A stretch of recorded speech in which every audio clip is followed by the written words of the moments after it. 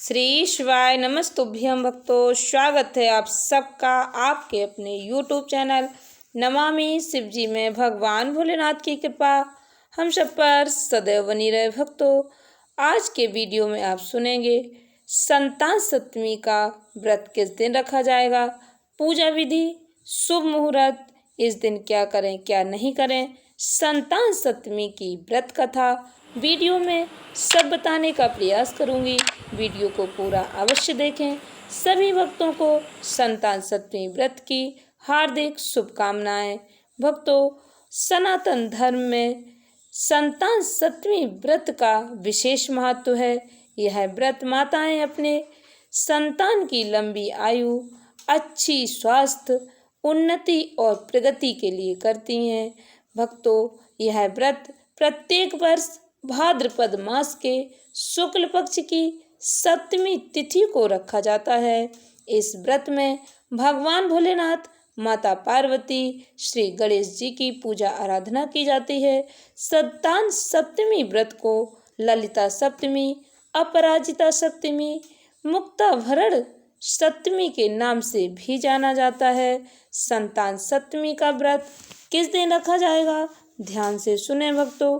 भाद्रपद मास के सप्तमी तिथि की शुरुआत 9 सितंबर को रात 9:53 पर होगी। इसका समापन भक्तों 10 सितंबर 2024 को रात 11:11 पर होगा। संतान सप्तमी का व्रत 10 सितंबर 2024 मंगलवार के दिन रखा जाएगा। सूर्योदय व्यापिनी संतान सप्तमी व्रत भक्तों 10 सितंबर के दिन रखा जाएगा। संतान सप्तमी व्रत का महत्व। संतान सप्तमी का व्रत संतान और संतान की मंगल कामना के लिए रखा जाता है। यह व्रत संतान प्राप्ति की कामना करने वालों के लिए भी अत्यंत लाभकारी माना जाता है। भक्तों, जिनके घर में संतान प्राप्ति का योग नहीं बना, वो भी यदि संतान सप्तमी का व्रत करते हैं तो उनके घर में संतान प्राप्ति अवश्य होती है। उन्हें संतान प्राप्ति का आशीर्वाद प्राप्त होता है।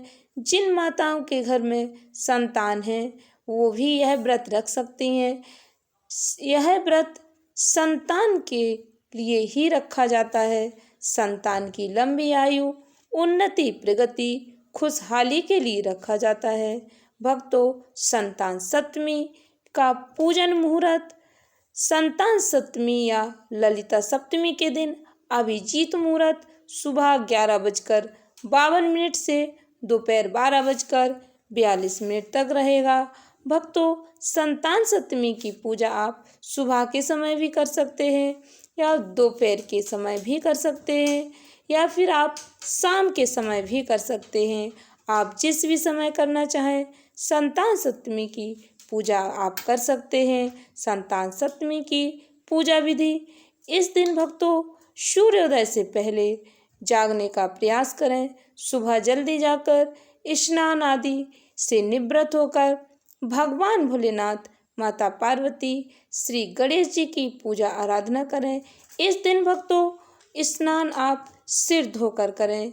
इस दिन काले वस्त्र नहीं पहनने चाहिए, लाल या पीले वस्त्र इस दिन आप धारण करें। समस्त श्रृंगार करके माताएं इस व्रत को करना चाहिए। समस्त श्रृंगार करके आप इस व्रत को धारण करें। भगवान भोलेनाथ, माता पार्वती की विधिवत पूजा आराधना करें। इस दिन क्रोध नहीं करना चाहिए, किसी का अपमान नहीं करना चाहिए। घर में बड़े बुजुर्गों का किसी का भी अपमान नहीं करना चाहिए। इस दिन भक्तों संतान सप्तमी व्रत में 7 मीठी पूड़ियाँ बनाकर भोग लगाना चाहिए। इस दिन भगवान भोलेनाथ, माता पार्वती की पूजा आराधना करें। भोलेनाथ, माता पार्वती की प्रतिमा है यदि आपके घर में तो आप उसे स्थापित करें। आप अपने घर में स्वच्छ स्थान पर चौक बनाकर पटे पर लाल या पीला कपड़ा बिछाकर उस पर भगवान भोलेनाथ, माता पार्वती की प्रतिमा स्थापित करें। नहीं तो आप मिट्टी के भोलेनाथ, माता पार्वती की प्रतिमा बनाकर भी पूजा आराधना कर सकते हैं। इस दिन कलश को नारियल के पत्तों के साथ स्थापित करें, उसमें एक कलावा बांधकर कलश स्थापित करें। यदि आप कलश स्थापित ना भी करें तब भी आप पूजा आराधना कर सकते हैं। कलश स्थापित करना शुभ माना जाता है, इसलिए आप कलश स्थापित करके भी पूजा आराधना कर सकते हैं। घी का दीपक जलाएं। भक्तों, देवी देवताओं को आपके पास जो भी पूजा सामग्री है, हल्दी, चंदन, कुमकुम, पुष्प, अक्षत, कलावा, जो भी पूजा सामग्री है उसे पूर्ण श्रद्धा भक्ति के साथ समर्पित करें। भगवान भोलेनाथ पर शमी पत्र, बेलपत्र जो भी आपके पास है उसे समर्पित करें। भक्तों, संतान की रक्षा, खुशहाली की कामना करते हुए भगवान भोलेनाथ, माता पार्वती, गणेश जी की पूजा आराधना करें। पूजन के बाद संतान सप्तमी व्रत कथा को पढ़ना और सुनना अत्यंत ही शुभ माना जाता है। व्रत कथा सुनकर ही व्रत पूर्ण माना जाता है। इस दिन भक्तों, बाल नहीं काटने चाहिए, नाखून नहीं काटने चाहिए, ब्रह्मचर्य का पालन करना चाहिए। यह व्रत पति पत्नी मिलकर भी रख सकते हैं। इस व्रत को करने से पहले भक्तों, आप संकल्प धारण करें। हाथ में जल, अक्षत, सुपारी लेकर व्रत का संकल्प धारण करना चाहिए। आप व्रत का संकल्प यदि संस्कृत में नहीं बोल पाते तो आप केवल अपना नाम और गोत्र बोलकर भगवान के सामने आप अपनी संतान सप्तमी व्रत का संकल्प लें। आपके मन में जो भी कामना है उसे मन में स्मरण करते हुए भगवान से प्रार्थना करें। अपना व्रत सफल करने की प्रार्थना करें। यदि आपके मन में कोई कामना नहीं है तो आप मन में भगवान जी से समस्त मनोकामना पूर्ण करने की प्रार्थना करें और व्रत को सफल बनाने की प्रार्थना करें। भगवान भोलेनाथ, माता पार्वती की विधिवत पूजा आराधना करने से शिव शक्ति का आशीर्वाद प्राप्त होता है। भगवान गणेश जी की कृपा सदैव बनी रहती है। भक्तों, इस दिन आप जो 7 पूड़ी बनाते हैं उन्हें घी में बनानी चाहिए, तेल में पूड़ियाँ नहीं बनानी चाहिए। केले के पत्ते में बांधकर इन 7 पूड़ियों को पटे पे रख देना चाहिए। सूत का डोरा या कलावा, उसमें 7 गांठें बांधकर भगवान के समक्ष रख देना चाहिए। आप यदि चांदी का कड़ा आपके पास है तो आप उस चांदी के कड़े को उस पटे पर रखें। भक्तों, यदि चांदी का कड़ा आपके पास नहीं है तो आप सूत या कलावा का डोरा लेकर उसमें 7 गांठें बांधकर भगवान के समक्ष रखें। भगवान का आशीर्वाद प्राप्त करें। यह जो भी आप कड़ा या डोरा रखते हैं यह आपकी संतान की रक्षा के लिए रखा जाता है। इससे भगवान जी का आशीर्वाद प्राप्त होता है। इस कड़े को आप अपने हाथ में पहन सकते हैं। यदि आप इस कड़े को अधिक दिन तक नहीं पहनना चाहते तो उस दिन तो अवश्य पहन कर रखें, नहीं तो आप इसको अनंत चतुर्दशी तक अपने हाथ में पहन कर रखें। इसके बाद आप उतार कर रख सकते। यदि आप इसको पूरे वर्ष पहन कर रखना चाहते हैं तो आप पूरे वर्ष पहन कर रखें और जब व्रत करें तो उस दिन उस पुराने धागे को निकाल कर आप उसको अलग रख दें या उसको आप कहीं पे विसर्जित कर दें। उस धागे को विसर्जन कर सकते हैं और जो आप नया धागा रखते हैं उस धागे को अपने कलाई पर बांध लेना चाहिए। और यदि आप चांदी का कड़ा पहनते हैं तो उस कड़े को पहले आप शुद्ध कर लें, भगवान का धूप दीप दिखाकर आशीर्वाद प्राप्त कर लें। उसके बाद फिर से आप अपनी कलाई में धारण कर सकते हैं।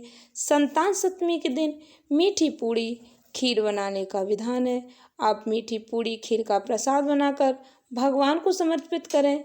फल, फूल, मिठाई आपके पास जो भी है भगवान को समर्पित करने के बाद उस प्रसाद को आप बांट भी सकते हैं।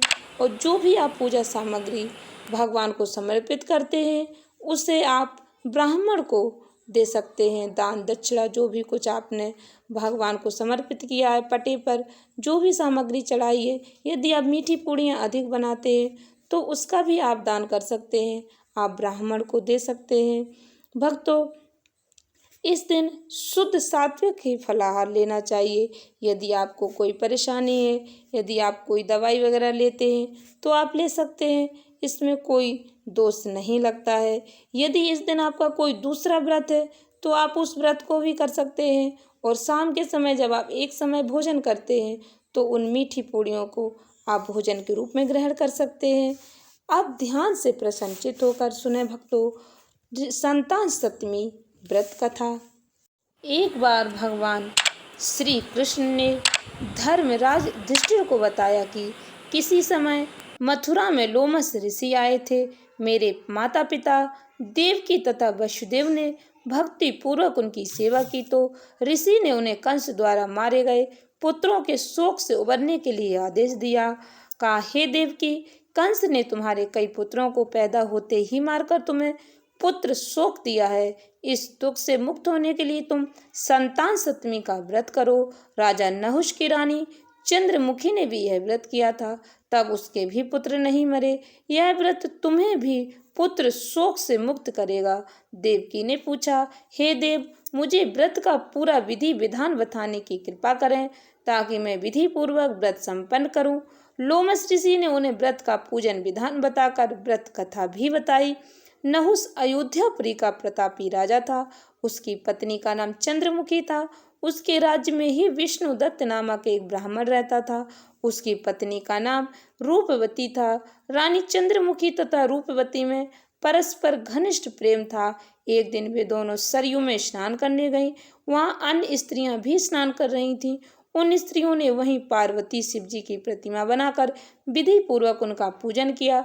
तब रानी चंद्रमुखी तथा रूपवती ने उन स्त्रियों से पूजन का नाम तथा विधि पूछी। उन स्त्रियों में से एक ने बताया, हमने पार्वती सहित शिव जी की पूजा की है। भगवान शिव जी का डोरा बांधकर हमने संकल्प किया है, जब तक जीवित रहेंगी तब तक यह व्रत करती रहेंगी। यह मुक्ता भरण व्रत सुख तथा संतान देने वाला है। उस व्रत की बात सुनकर उन दोनों सखियों ने भी जीवन पर्यंत इस व्रत को करने का संकल्प करके शिव जी के नाम का डोरा बांध लिया, किंतु घर पहुंचने पर वे संकल्प भूल गई।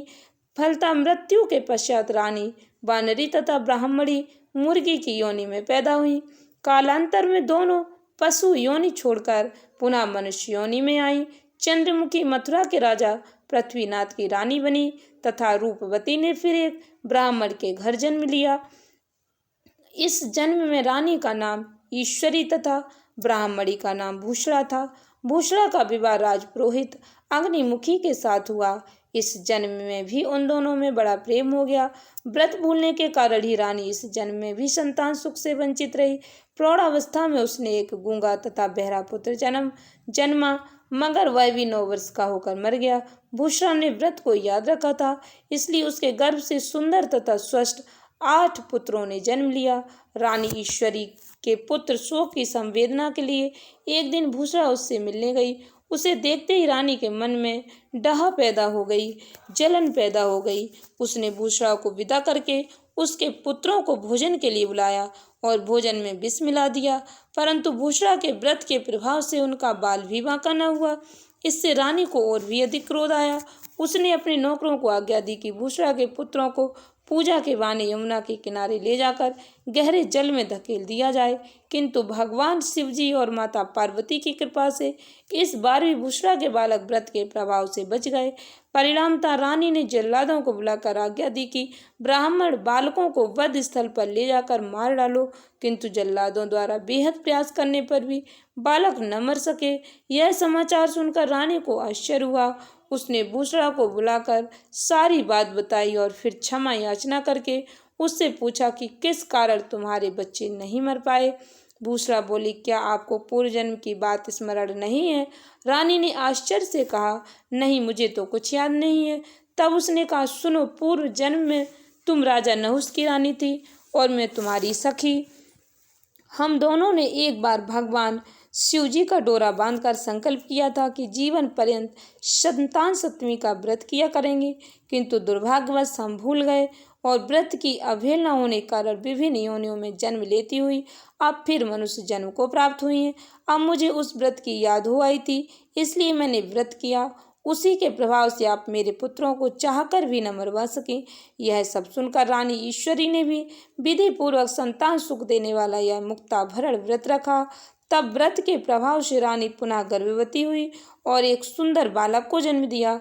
उसी समय से पुत्र प्राप्ति और संतान की रक्षा के लिए यह व्रत किया जाता है। भक्तों, आशा करती हूँ वीडियो अच्छी लगी होगी, उपयोगी लगी हो, तो इस वीडियो को अधिक से अधिक भक्तों को शेयर अवश्य करें। इससे सभी को इस व्रत का पुण्य फल प्राप्त हो सके। धन्यवाद भक्तों। श्री शिवाय नमस्तुभ्यम।